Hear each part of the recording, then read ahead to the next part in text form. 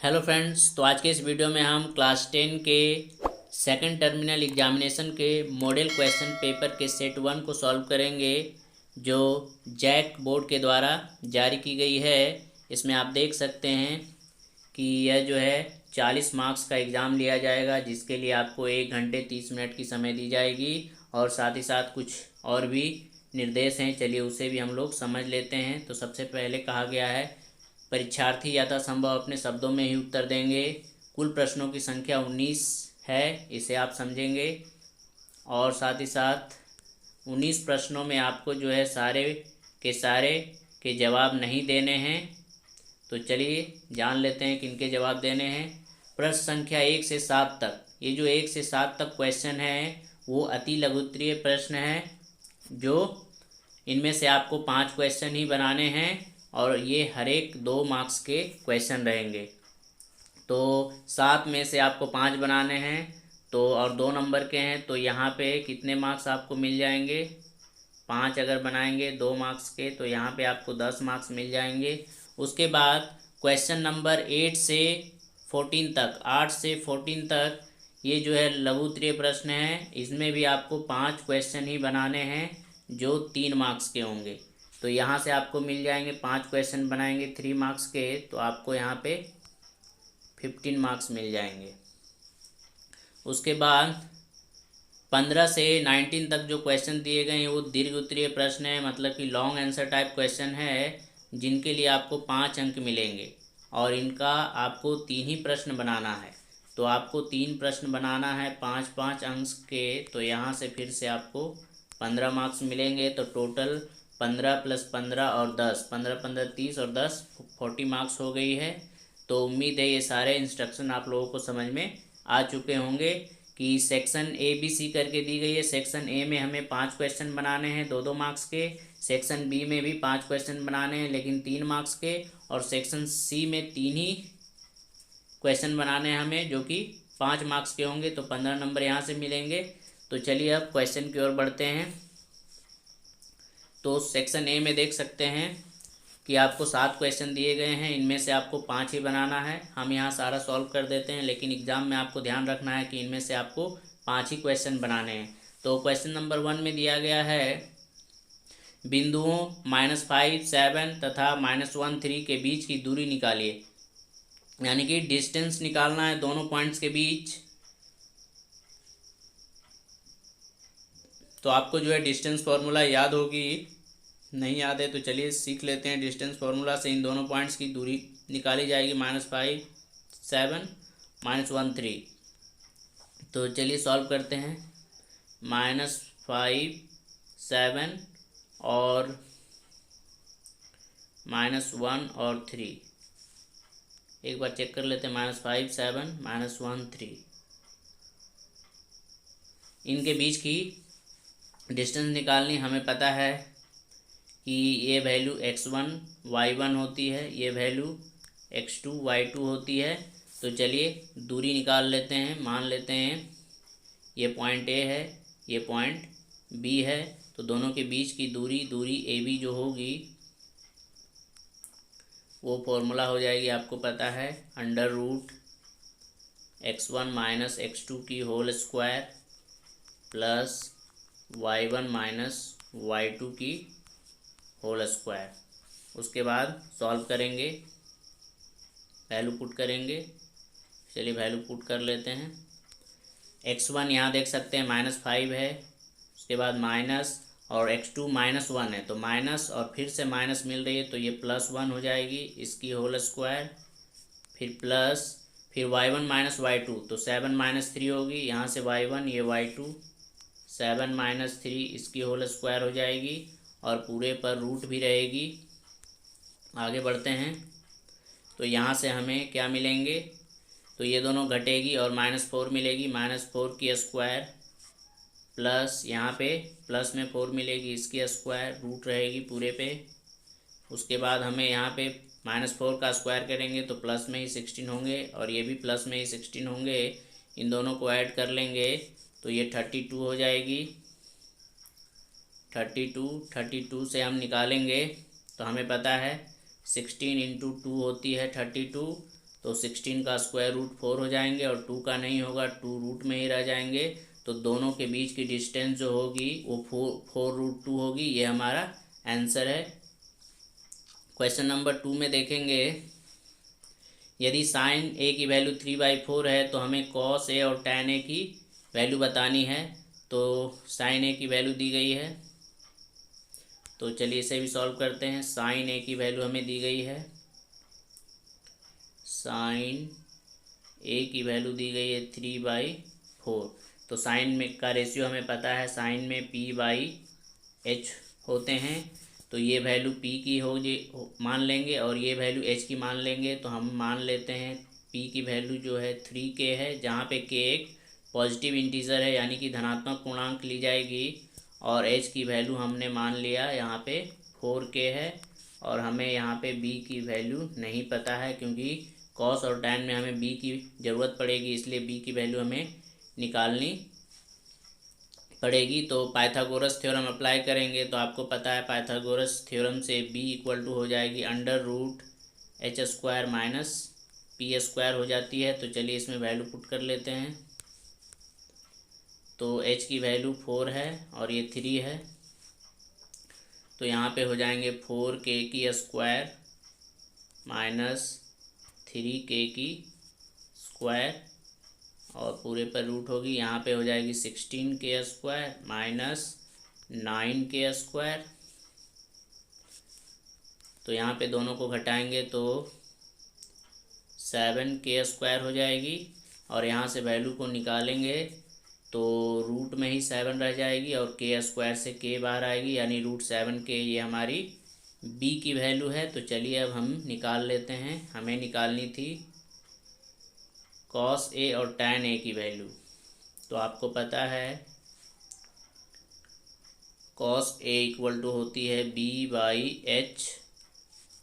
तो b की value यहाँ पे हमने लाया है √7k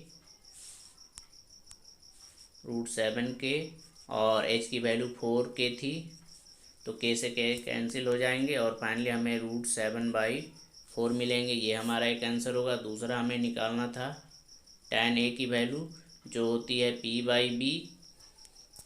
से पुट कर लेंगे p की वैल्यू 3k थी और b की वैल्यू आई थी √7k। k से k कैंसिल होके ये 3/√7 होगी। ये हमारा दूसरा आंसर है।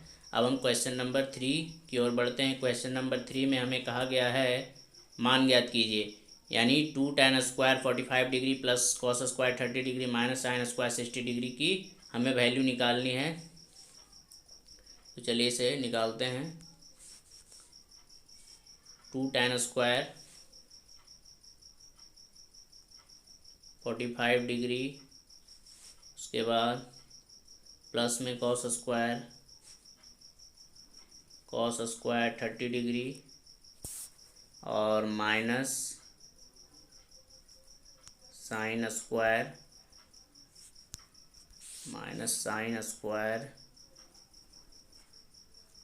60 डिग्री माइनस sin² 60 डिग्री। चलिए वैल्यू पुट कर लेते हैं।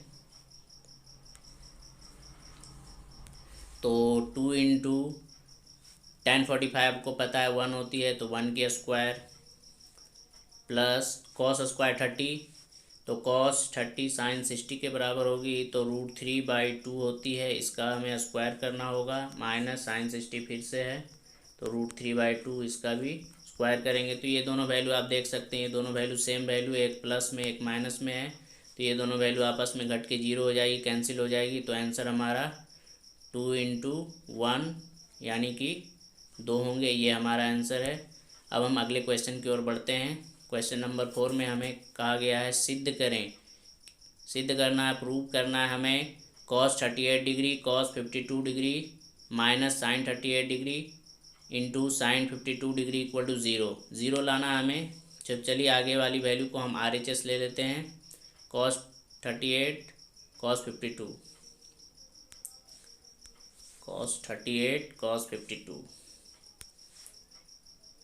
cos में है 38 डिग्री, फिर cos में है 52 डिग्री, फिर माइनस साइन में है, साइन में 38 और 52, साइन में 38 इंटू साइन 52। तो चलिए आगे वाली दोनों वैल्यू को चेंज कर लेते हैं हम। आगे वाली दोनों वैल्यू को आप चेंज कर लिए तो आपको पता है फॉर्मूला यहाँ पे हम लोग यूज करेंगे। कॉस 38 को हम लिख सकते हैं कॉस 90 माइनस 52 डिग्री, और फिर ये कॉस 52 को हम लिख सकते हैं कॉस 90 माइनस 38 डिग्री, और माइनस ये पीछे वाली वैल्यू को आपको सेम लिख देनी है। आगे वाली दोनों को हमने चेंज कर दिया है तो पीछे वाली जैसे है हमें वैसे ही लिख देनी है, साइन 38 इंटू साइन 52। उसके बाद आप देखेंगे कि ये जो कॉस 90 माइनस थीटा है, कॉस 90 माइनस थीटा, थीटा 52 है, ये साइन थीटा बदल जाएगी यानी साइन 52 हो जाएगी ये। और ये जो है कॉस 90 माइनस थीटा, यहाँ के थीटा 38 है तो ये भी साइन 38 डिग्री बन जाएगी। और उसके बाद माइनस में ये वैल्यू है साइन 38 है तो हम पहले 52 वाले को आगे लिख लेंगे ताकि दोनों तरफ की वैल्यू सेम हो जाए। साइन 52 इंटू साइन 38 लिख सकते हैं। तो आप देखेंगे कि दोनों तरफ की वैल्यू सेम आ चुकी है। साइन 52 38 इधर भी है, साइन 52 38, और दोनों को घटाना है। जब हम सेम वैल्यू को आपस में घटाते हैं तो आपको पता है कि वैल्यू क्या हो जाती है, 0। तो हमारी वैल्यू RHS के इक्वल आ चुकी है। ये हमारी क्वेश्चन प्रूफ हो चुकी है। अगले क्वेश्चन की ओर बढ़ेंगे। क्वेश्चन नंबर 5 में हमें दिया गया है 7 सेंटीमीटर त्रिज्या तथा 5 सेंटीमीटर ऊंचाई वाले लंबवृत्तीय बेलन का आयतन निकालना है। रेडियस 7 सेंटीमीटर दी गई है, हाइट 5 सेंटीमीटर दी गई है। हमें सिलेंडर का वॉल्यूम निकालना है। Find the volume of a cylinder. तो चलिए जो जो वैल्यू दी गई है हम लिख लेते हैं। तो हमें जो है पता है, रेडियस पता है, आर की वैल्यू 7 सेंटीमीटर है, हाइट भी हमें पता है, हाइट 5 सेंटीमीटर है, और हमें वॉल्यूम निकालनी है बेलन की। तो वॉल्यूम यानी कि आयतन निकालनी है तो आपको फॉर्मूला पता ही होगा, होती है पाई आर स्क्वायर एच। इसमें वैल्यू आप पुट कर लीजिए। पाई की वैल्यू 22/7 लीजिए, आर स्क्वायर तो 7 इंटू 7, और एच की वैल्यू 5। एक 7 से एक 7 कट जाएगी, बाकी आप मल्टीप्लाई कर लीजिए, आपको आंसर मिल जाएगी। तो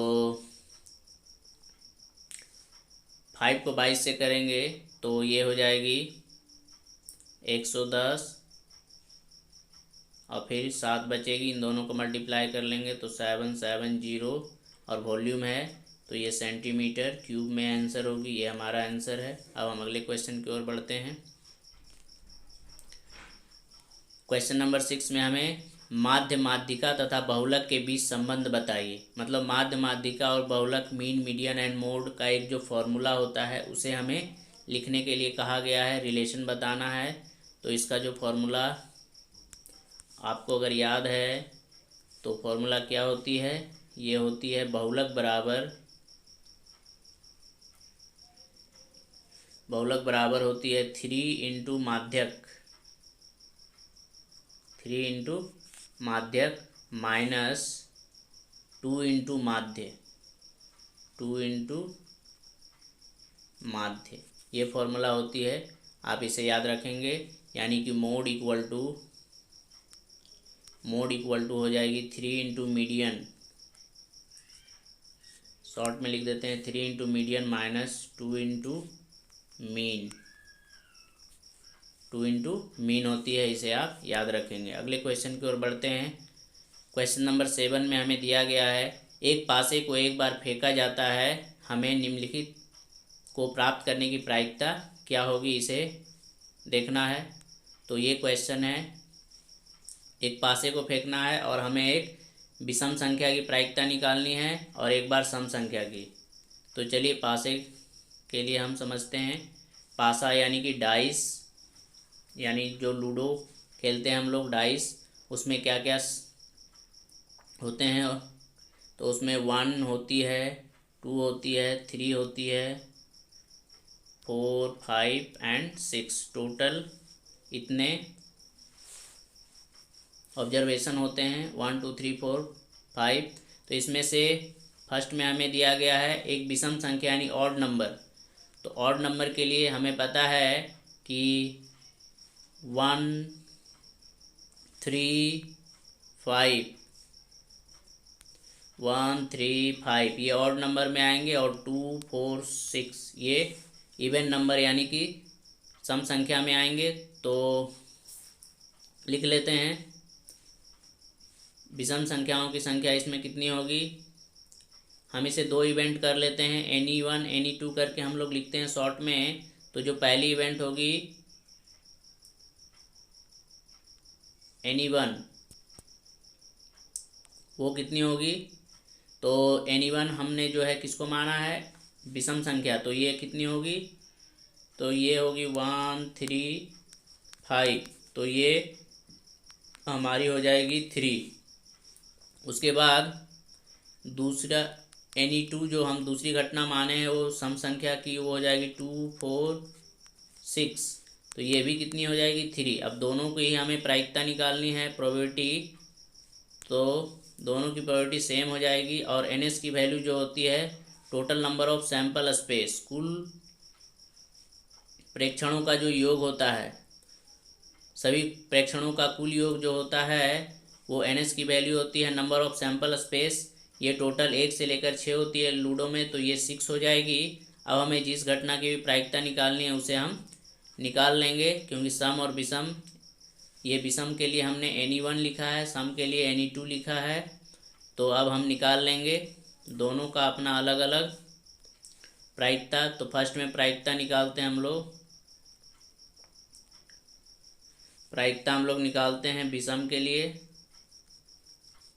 तो ये हो जाएगी any1 बाई ns, तो ये हो जाएगी 3/6, और कट के हो जाएगी 1/2।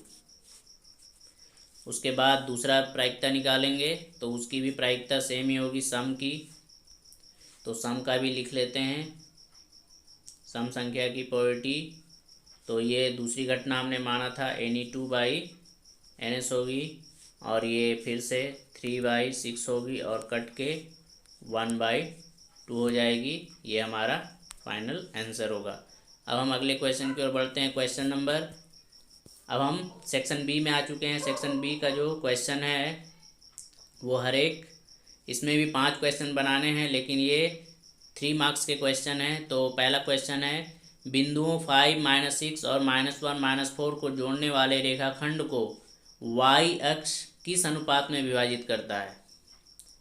यानी y अक्ष इन दो बिंदुओं से बनने वाली जो रेखाखंड होगी उसको किस अनुपात में विभाजित करेगी। तो चलिए इसका रफ फिगर समझते हैं, फिर इसे सॉल्व करेंगे। इसका रफ फिगर इस तरह से हो जाएगा कि मान लेते हैं ये हमारा एक एक्सिस है, ये x है, ये y है। तो एक पॉइंट हमें जो दी गई है वो 5 -6 है। तो 5 -6 मान लेते, ये 5 है और 6 मान लेते हैं यहाँ पे। तो पॉइंट जो होगी कहीं यहाँ पे होगी 5 6। दूसरी जो पॉइंट है -1 -4, तो -1 यहाँ मान लेते हैं और -4 यहाँ मान लेते हैं। तो इसकी जो पॉइंट होगी यहाँ पे कहीं होगी। तो ये जो लाइन दोनों पॉइंट से जो एक्स एक्सिस जो वाई एक्सिस को काट रही है, यहाँ पे काट रही है। तो वाई एक्सिस को ये किस रेशियो में, किस अनुपात में विभाजित करेगी। ये जो वाई है, तो वाई एक्सिस इस लाइन को कितना रेशियो में बांट रही है। तो ये देख रहे हैं इधर कम है, इधर का ज़्यादा है। तो किस रेशियो में बांट रही है उसे हमें निकालना है। तो यहाँ की जो कोऑर्डिनेट होगी, जिस पॉइंट पे ये काट रही है वहाँ की कोऑर्डिनेट जो होगी, वहाँ पे x की वैल्यू 0 होगी और y की वैल्यू कुछ ना कुछ होगी। लेकिन यहाँ पे x कोऑर्डिनेट क्या होगी, 0। x की वैल्यू यहाँ पे 0 होगी, लेकिन y कुछ ना कुछ होगी। तो तो यही हमारी उस पॉइंट की कोऑर्डिनेट होगी। तो y की वैल्यू हमें फाइंड करनी होगी। तो चलिए इसका फिगर हमने देख लिया है, एक और फिगर देख लेते हैं। ये हमारा ये पॉइंट है, ये पॉइंट है, ये हमारा वो पॉइंट है जहाँ एक्स एक्सिस को कट रही है। यहाँ पे हम मान लेंगे उस पॉइंट को, और ये हम इसे ए मान लेते हैं। ये बी जो दो पॉइंट दी गई थी, एक दी गई थी 5 - 6 और एक दी गई थी -1 पे -4। ये और इस पॉइंट की हमें कोऑर्डिनेट निकालनी है, सॉरी रेशियो निकालनी है। तो यहाँ पे 0 और y हो जाएगी। तो चलिए इसका हम रेशियो निकालते हैं। एक बार पॉइंट मिला लेते हैं, 5 - 6 -1 -4, ठीक है। तो इसमें हमें y x कोऑर्डिनेट पता है, तो x कोऑर्डिनेट का हम लोग फॉर्मूला यूज करेंगे। तो आपको ये फॉर्मूला याद होगी कि x कोऑर्डिनेट के लिए जो फॉर्मूला होता है, सेक्शन फार्मूला में हम लोग पढ़ते हैं विभाजन सूत्र में m1x2 + m2 + m2x1 divided by m1 + m2। तो इसमें आप वैल्यू पुट कर लीजिए, जिसकी इसकी वैल्यू पता है। x की वैल्यू यहाँ से हम 0 ले लेंगे, x की वैल्यू 0 ले लेंगे, x की वैल्यू 0 ले लेंगे। ये x1 की वैल्यू होगी, ये x2 की वैल्यू होगी। ध्यान रखना है आपको, x1 की वैल्यू ये होगी, ये x2 की वैल्यू होगी -1, और ये x1 की वैल्यू 5 और x की वैल्यू 0। तो चलिए 0 ले लेते हैं x की वैल्यू। तो यहाँ पे 0 हो जाएगी। m1 m2 तो हमें निकालनी है। तो m1 × x2 की वैल्यू कितनी थी? तो x2 की वैल्यू चलिए इसमें देख लेते हैं। x2 की वैल्यू -1 थी, -1 हो जाएगी, प्लस m2 × x1 की वैल्यू कितनी थी? तो 5 थी, और डिवाइडेड बाई m1 + m2। हमें x कोऑर्डिनेट पता था, इसलिए हमने x कोऑर्डिनेट लेके ही आगे बढ़ रहे हैं, इसे बढ़ा रहे हैं। अब यहाँ क्रॉस मल्टीप्लाई करेंगे, तो ये इससे मल्टीप्लाई होगी, ये इससे मल्टीप्लाई होगी। तो 0 से m1x2 मल्टीप्लाई होगी 0 हो जाएगी, और ये 1 से मल्टीप्लाई होगी। तो ये 1 से मल्टीप्लाई होके ये जितनी है उतनी हो जाएगी, मल्टीप्लाई कर लीजिए। तो ये हो जाएगी -m1 + 5m2 हो जाएगी, 1 से मल्टीप्लाई होके, और ये 0 से मल्टीप्लाई होके 0 हो जाएगी। फिर से m2 को उधर भेज देंगे, तो ये हो जाएगी -m1 = -5m2 उधर भेज दिए हैं, तो वो माइनस में हो गई। माइनस माइनस आपस में कैंसिल हो जाएगी, और उसके बाद m2 को हम इधर ले आएंगे, तो m1/m2 हो जाएगी, और इधर 5 और इधर कुछ नहीं तो 1 होगा। इसका 1 इधर लाएंगे तो ये 1 हो जाएगी। तो फाइनली m1/m2 की जो वैल्यू आएगी वो m1:m2 की जो वैल्यू आएगी वो होगी 5:1, यानी 5:1 में डिवाइड करेगी। ये हमारा आंसर है। अगले क्वेश्चन की ओर चलते हैं। क्वेश्चन नंबर 9 में हमें दी गई है, उस त्रिभुज ABC का क्षेत्रफल ज्ञात कीजिए जिसके शीर्ष दिए गए हैं। A की वैल्यू 5/2 है, B 4/7 और C 7-4 दी गई है। इसका हमें क्षेत्रफल निकालना है। तो आपको जो है त्रिभुज का क्षेत्रफल के लिए निर्देशांक ज्यामिति में आपको फॉर्मूला याद होना चाहिए। तो निर्देशांक ज्यामिति में ये फॉर्मूला होती है। चलिए पहले ट्रायंगल का शीर्ष लिख लेते हैं जो वर्टेक्स दिए गए हैं। तो पहला जो है 5/2 4/7, 5/2 4/7 एंड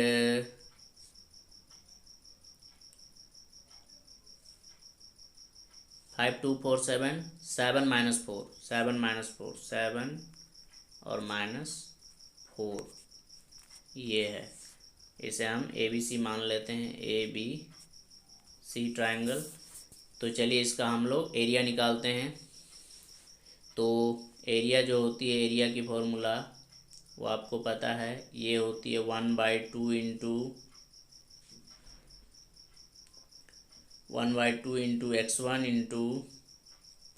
x1 लेते हैं तो हमें y2 माइनस y3 करनी पड़ती है, फिर प्लस फॉर्मूला चलिए नीचे लिखा जाए, क्योंकि फॉर्मूला काफ़ी लंबा होगा तो फॉर्मूला नीचे लिखते हैं हम लोग। यहाँ से फॉर्मूले को हटा देते हैं, नीचे स्पेस ज़्यादा चाहिए इसके लिए, तो फॉर्मूला यहाँ से लिखते हैं हम लोग, फिर वैल्यू को ऊपर से देख लेंगे। तो एरिया की जो फॉर्मूला होगी वो होगी 1/2 इंटू x1 इंटू 1 लेंगे तो 2 माइनस 3 करना पड़ेगा यहाँ पे, फिर प्लस x2 लेंगे तो यहाँ पे 2 लिए हैं तो 3 माइनस 1 करना पड़ेगा, और फिर प्लस x3 लेंगे, 3 लेंगे तो 1 माइनस y1 माइनस y2 करना पड़ेगा हमें, और ये फॉर्मूला हो गया। अब इसमें हम वैल्यू पुट करेंगे, तो चलिए वैल्यू पुट करते हैं, क्वेश्चन से ही वैल्यू को लिखेंगे। तो 1/2 इंटू x1, तो पहले चलिए समझ लेते हैं x1 कहाँ पे होगी, x2 कहाँ पे होगी। तो इसकी जो कोऑर्डिनेट होगी ये x1 y1 होगी, ये x2 y2 होगी, और ये x3 y3 होगी। तो x1 की वैल्यू यहाँ पे आप देख सकते हैं 5 है, तो x1 5 लेंगे तो घटेगी कौन, x1 5 लेंगे तो y2 घटाओ y3 करेंगे तो ये 7 घटाओ -4 होगी, तो ये +4 हो जाएगी। तो चलिए इसे अच्छी तरह से लिखना होगा, नहीं तो फिर, तो x1 की वैल्यू यहीं से देख लेते हैं। x1 की वैल्यू यहाँ पे 5 है, और हमें 5, और फिर हमें लिखना होगा y2 माइनस y3, तो ये 7 है और ये -4 है। x1 की वैल्यू 5 है और y2 माइनस y3 करेंगे तो ये 7 है और वो -4 है, तो माइनस माइनस यहाँ पे +4 हो जाएंगे।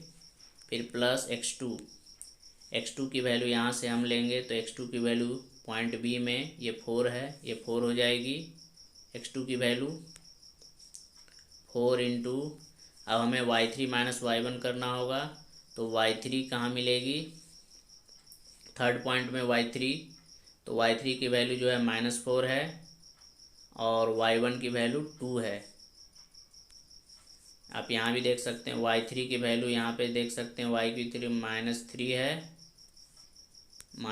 है और y1 की वैल्यू यहाँ पे देख सकते हैं y1 की वैल्यू 2 है, तो -4 इंटू -2 हो जाएगी, -4 इंटू -2 हो जाएगी, तो यहाँ हो जाएगी -4 -2 हो जाएगी। फिर प्लस x3 एक बार चेक कर लेते हैं, तो -4 -2 हो जाएगी, सही है। फिर अब लेते हैं x3 की वैल्यू 7 है, x3 की वैल्यू 7 हो जाएगी। उसके बाद ब्रैकेट के अंदर होगी y1 माइनस y2, तो y1 की वैल्यू यहाँ पे देख सकते हैं, y1 की वैल्यू 2 है, 2 माइनस, और y2 की वैल्यू 7 है, 2 माइनस 7, यहाँ भी चेक कर सकते हैं 2 माइनस 7 होगी। y1 माइनस y2, 2 माइनस 7, तो चलिए पुट कर लेते हैं जल्दी से, 2 माइनस 7।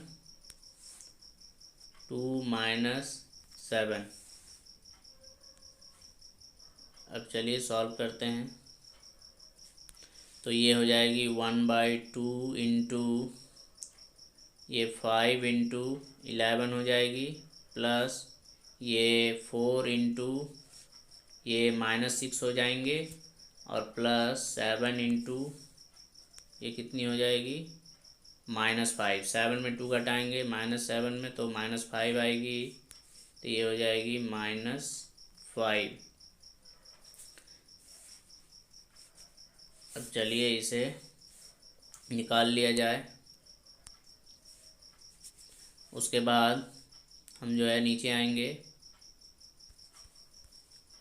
अब इसे हमें सॉल्व करना है, तो 1/2 इंटू ये हो जाएगी 55, ये प्लस माइनस माइनस हो जाएगी और 6 4 जा 24, ये भी प्लस माइनस माइनस हो जाएगी, 7 5 जा 35। उसके बाद 1/2 इंटू ये हो जाएगी 55 और माइनस माइनस ये दोनों प्लस होगी, साइन माइनस की होगी और ये ऐड होके 9 और 5 हो जाएगी 59। फिर फाइनली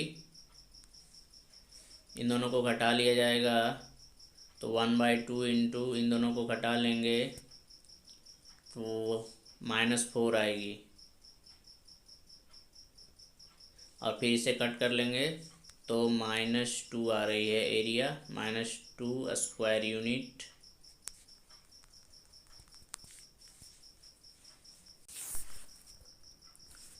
तो यहाँ पे -2 स्क्वायर यूनिट आ रही है, यानी कि पॉइंट में कुछ मिस्टेक होगा। एरिया कभी भी नेगेटिव नहीं हो सकती है, तो पॉइंट में कुछ मिस्टेक होगा, बाकी यही आने वाली है। तो अब हम अगले क्वेश्चन की ओर, आप इसी तरह से किसी भी ट्रायंगल का एरिया निकाल लीजिएगा। प्रोसेस यही रिपीट करना है आपको। अगले क्वेश्चन की ओर बढ़ते हैं। क्वेश्चन नंबर 10 में दी गई है, धरती पर एक मीनार ऊर्ध्वाधर खड़ी है। अब यहाँ पे ट्रिग्नोमेट्री आ चुकी है।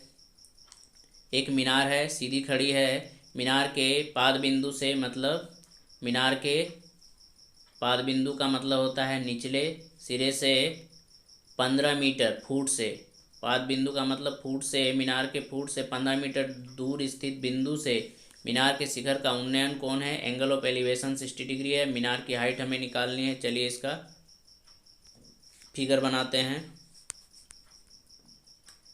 एक मीनार है और इस मीनार के, यानी कि ये टावर है, मीनार मतलब टावर, और इसके फुट से, यहाँ से 15 मीटर दूर किसी पॉइंट से एंगल ऑफ एलिवेशन उन्नयन कोण दी गई है 60 डिग्री। तो यहाँ से 15 मीटर दूर बोली गई थी और हमें ये हाइट निकालनी है कि कितनी होगी। ये हमें हाइट निकालनी है, टावर की हाइट निकालनी है। तो बहुत ही सिंपल क्वेश्चन है। थोड़ा सा हम यहाँ पे मान लेंगे, तो ए बी को हमने मान लिया है। ए बी हमारा मीनार है, यानी कि टावर है। थोड़ा सा आपको लिखना पड़ेगा, मैं उतना लिखूँगा नहीं, मैं सिर्फ सॉल्व करके दिखा दूँगा। आपको जो भी चीज़ें लिखनी होती है वो खुद लिख लीजिएगा। तो यहाँ पे आप देखेंगे तो थीटा है, यहाँ पे थीटा के सामने वाली वैल्यू पी होती है, और तो ये बेस हो जाएगी। और 90 के सामने हमेशा, 90 के सामने तो हाइपोटेनस होती है, हाइपोटेन्यूज। तो ये हमारा पी है, बी एच है, तो ये हमारी बी हो जाएगी। हमें क्या निकालनी है, तो हमें ये हाइट ए बी निकालनी है। तो हमें ratio in triangle A B C, इसमें आप रेशियो बनाइए। एक जो साइड दी गई है उसकी लीजिए और एक जो आपको निकालनी है उसकी लीजिए। तो एक ये बी दी गई है 15 सेंटीमीटर और ये हमें निकालनी है। तो हम पी बाई बी की रेशियो बनाएंगे, A B by B C की रेशियो बनाएंगे, A B by B C. तो ये रेशियो बन जाएगी, ए बी पी है और बी सी बी है। तो ये किस में चली जाएगी, पी बाई बी tan में चली जाएगी। और यहाँ पे थीटा कितनी है, 60 डिग्री। तो ये tan 60 डिग्री हो जाएगी। अब इसमें वैल्यू पुट कर लेंगे और सॉल्व कर लेंगे। तो ए बी की वैल्यू हमें निकालनी है, ए बी टावर है, बी सी की वैल्यू हमें 15 दी गई है, और tan 60 की वैल्यू अगर आपको याद है तो वो √3 होती है। अब यहाँ से क्रॉस मल्टीप्लाई कर लीजिए आप, तो ए बी इंटू 1 होगी, ए बी 1 से मल्टीप्लाई होकर ए बी हो जाएगी, और ये 15 √3 हो जाएगी मीटर। और यही हमारी हाइट ऑफ दी टावर होगी, यानी मीनार की ऊंचाई। ये हमारी आंसर होगी। बहुत ही सिंपल क्वेश्चन थी। अब हम क्वेश्चन नंबर 11 को सॉल्व करेंगे। इसमें दी गई है यदि tan A equal to cot B है तो सिद्ध कीजिए कि A plus B equal to 90 डिग्री है। तो चलिए इसे भी tan A equal to cot B है, तो चलिए लिख लेते हैं tan A equal to cot B. Question number 11 है, तो इसमें दी गई है tan A इक्वल टू हमें दी गई है कॉट बी। तो ठीक है, इधर की वैल्यू को आप ऐसे ही लिखिए tan A, और इधर आप इसको चेंज कीजिए। तो tan, ये जो कॉट बी है इसे आप tan के फॉर्म में लिखिए। तो tan के फॉर्म में हम क्या लिख सकते हैं, इसे हम tan 90 माइनस थीटा के फॉर्म में लिख सकते हैं। 90 माइनस थीटा, थीटा की जगह यहाँ बी लिखेंगे, यानी कॉट बी को हम tan 90 माइनस बी लिख सकते हैं, क्योंकि tan 90 minus B equal to cot B होगी। ये फॉर्मूला आपको पता ही होगी। तो यहाँ से आप tan कैंसिल कर लीजिए और फिर इस माइनस बी को इधर भेज दीजिए। तो ये a और ये माइनस बी इधर आके प्लस बी हो जाएगी, इक्वल टू 90 बचेगी। ये हमारा क्वेश्चन प्रूव्ड हो गया। बहुत ही सिंपल था। अब हम क्वेश्चन नंबर 12 को देखेंगे। इसमें कहा गया है 7.6 सेंटीमीटर लंबा एक रेखाखंड खींचिए। हमें एक लंबाई लाइन सेगमेंट खींचनी है 7.6 की, और इसे 5:8 5:8 के रेशियो में विभाजित करनी है। तो ये तो कंस्ट्रक्शन का क्वेश्चन है। इसके लिए आपको, चलिए फिर भी इसे समझा देता हूँ ये किस तरह से बनेगी। आपको सबसे पहले स्केल पे आपको जितनी दी गई है मेजरमेंट 7.6, उतनी मेजरमेंट की आपको एक लाइन सेगमेंट रेखाखंड खींचनी है 7.6 सेंटीमीटर की। उसके बाद क्या करनी है, 5:8 आपको जितनी भी रेशियो दी गई है 5:8 दी गई है 5:8। तो आपको क्या करनी है, आपको जो है सबसे पहले यहाँ पे एक एक्यूट एंगल बनानी है। तो आप जो है क्या कीजिएगा, सेम एंगल दोनों पे बनानी है। तो सेम एंगल के लिए आप एक आर्क ले लीजिएगा, चाप, और वहाँ पे आप 60 डिग्री का एंगल बनाइएगा।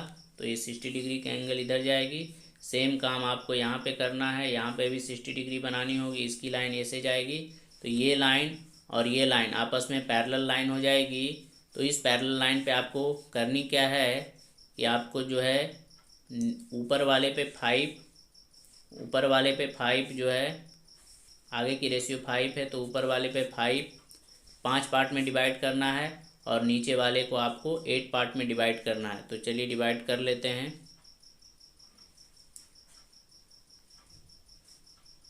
ऊपर वाले को 5 पार्ट में डिवाइड करना है, 1 2 3, इसे और बढ़ा के 4 5 कर लेंगे, और फिर नीचे वाले को 8 पार्ट में डिवाइड करना है। इस लाइन को और नीचे लेके और इसे 8 पार्ट में डिवाइड कर लेना है, 1 2 3 4 5 6 7 और 8। और आपको करनी क्या है, आपको जो है ये ऊपर वाले 5 को 8 से मिला देनी है। ये ऊपर वाले जो 5 है, इस ये सबसे ऊपर 5 को ऐसे लाते हुए आपको 8 में मिला देनी है। ऐसे 8 में ले जाके मिला देनी है ऐसे।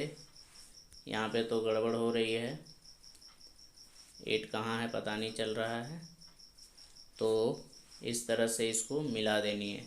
तो जहाँ पे ये 5 और 8 आपस में मिलेगी और जहाँ पे कट करते हुए मिलेगी, वहीं ये रेशियो आपस में डिवाइड हो जाएगी। ये सिंपल प्रोसेस है। अगले क्वेश्चन की ओर बढ़ते हैं।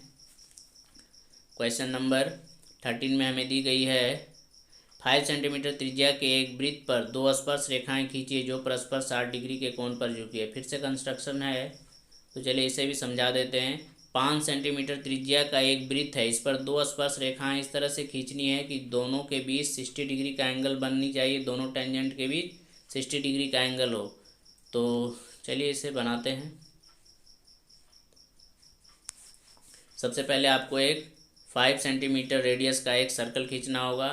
तो आप इस तरह से एक 5 सेंटीमीटर रेडियस का एक सर्कल खींच लीजिएगा, इसका कहीं सेंटर होगा। उसके बाद हमें पता है कि यहाँ से जो रेडियस होगी और यहाँ पे जो टेंजेंट होगी, रेडियस और टेंजेंट के बीच जो एंगल बनती है वो 90 डिग्री की एंगल बनती है। रेडियस और यहाँ से टेंजेंट जो आपस में मिलेगी उसके बीच 90 डिग्री की एंगल बनती है। तो ये 90 + 90 होके ये 180 हो गई, ये दोनों मिलके ये 90 और ये 90 ये दोनों मिलके 180 हो गई। तो ये एक तरह का क्वाड्रिलेटरल है, 1 2 3 4, ये 4 साइड वाला एक तरह का चतुर्भुज ही है। तो चतुर्भुज के चारों कोनों का जो जोड़ होगा वो कितने डिग्री का होगा, तो 360 डिग्री का। तो ये दोनों मिलके तो 90 + 90 180 हो ही गई। तो ये दोनों मिलके भी 180 होगी, तब 180 + 180 होके 360 हो जाएगी। तो ये दोनों जब आपस में सप्लीमेंट्री एंगल बना रही है, संपूरक कोण, तो ये दोनों मिलके भी संपूरक कोण बनाएगी। तो हमें पता है इन दोनों टेंजेंट के बीच का एंगल 60 रखना है। उसके लिए हमें यहाँ पे एंगल कितनी बनानी है, तो यहाँ पे हमें 120 बनानी है। तो सबसे पहले आपको करना क्या होगा, अब चलिए इसे अच्छी तरह से समझते हैं। सबसे पहले आपको जो है एक सर्कल बना लेनी होगी 5 सेंटीमीटर रेडियस की। उसके सेंटर पे आपको कितना एंगल बनाना है, क्योंकि यहाँ पे टेंजेंट के बीच 60 डिग्री का एंगल रखना है, उसके लिए हमें सेंटर पे कितने का एंगल बनाना है, तो 120 डिग्री की। तो आप एक रेडियस इसी तरह से खींच के स्केल से एक रेडियस इस तरह से खींच लीजिएगा। रेडियस खींचने के बाद जो है यहाँ पे आप 120 का एंगल बनाइएगा। यहाँ पे प्रोटेक्टर यानी चांद की सहायता से आप जो है यहाँ पे 120 डिग्री का एंगल बना लीजिएगा। यहाँ पे कितना एंगल बनाना है, 120 डिग्री का। ये पहला काम है, एक लाइन ले लीजिएगा, एक रेडियस मिला लीजिएगा, उस पर आप 120 का एंगल बना लीजिएगा प्रोटेक्टर से। उसके बाद हमें पता है कि टेंजेंट, यहाँ से तो टेंजेंट जाएगी, तो टेंजेंट और रेडियस आपस में परपेंडिकुलर होती है यानी कि लंब होती है। तो फिर से इस पॉइंट पे आपको 90 डिग्री का एंगल बनाना होगा। फिर से प्रोटेक्टर से या चांद से फिर से बना लीजिएगा इस तरह से 90 डिग्री का एंगल, लंबा सा लाइन लेके। उसके बाद ये भी रेडियस पे ये भी टेंजेंट आपस में परपेंडिकुलर होती है, तो यहाँ पे भी आप चांद से 90 डिग्री का एंगल बना लीजिएगा। कॉम्पास से भी बना सकते हैं, चांद से बनाना ज़्यादा इजी होगा, तो यहाँ से आप बना लीजिएगा। तो दोनों टेंजेंट आपस में जहाँ कट करेंगे वहाँ ऑटोमेटिक 60 डिग्री का एंगल बन जाएगा, क्योंकि ये दोनों आपस में कॉम्प्लीमेंट्री होते हैं। तो ये 90 और ये 90 तो 180 हो ही गई, ये दोनों मिलके भी 180 होगी और हमारा क्वेश्चन सॉल्व हो जाएगा। अब हम अगले क्वेश्चन की ओर बढ़ते हैं। क्वेश्चन नंबर 14 में हमें कहा गया है, 14 यहाँ पे है, क्या कहा गया है, एक थैले में एक लाल, 5 काली और 3 नीली गेंदें हैं।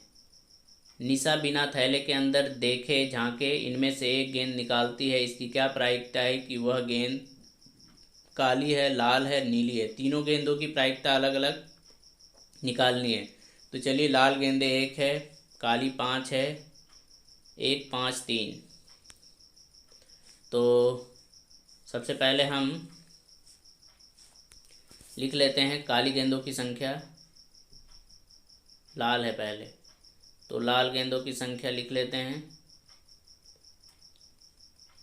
लाल गेंदों की संख्या तो लिखने में ज़्यादा प्रॉब्लम होती है, तो मैं इसे बोल ही दूंगा, तो आप समझ लीजिएगा। लाल गेंदों की संख्या, या इसे हम पहली घटना ले लेंगे, एनी वन ले लेंगे, तो ये 1 थी। दूसरी हम लेंगे any2 जो कि काली गेंद होगी,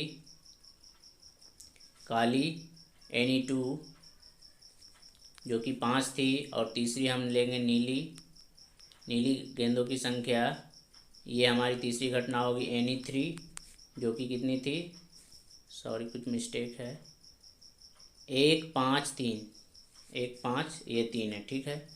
और यहाँ पे टोटल कितनी हो जाएगी, नंबर ऑफ सैंपल स्पेस। तो कुल घटनाओं की संख्या यहाँ जो होगी टोटल 5 3 8 1 9 हो जाएगी। तो इसे भी हम लिख लेंगे NS की value, number of sample space total जो होगी 5 1 + 5 + 3, तो 1 + 5 + 3 यानी कि 9 हो जाएगी। अब चलिए एक एक करके सारे की प्रायिकता निकाल लेते हैं।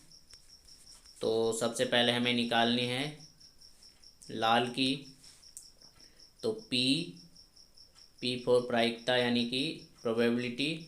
तो ये हो जाएगी, पहली घटना लाल की थी तो NE1/NS हो जाएगी। तो ये कितनी थी, 1/9 हो जाएगी।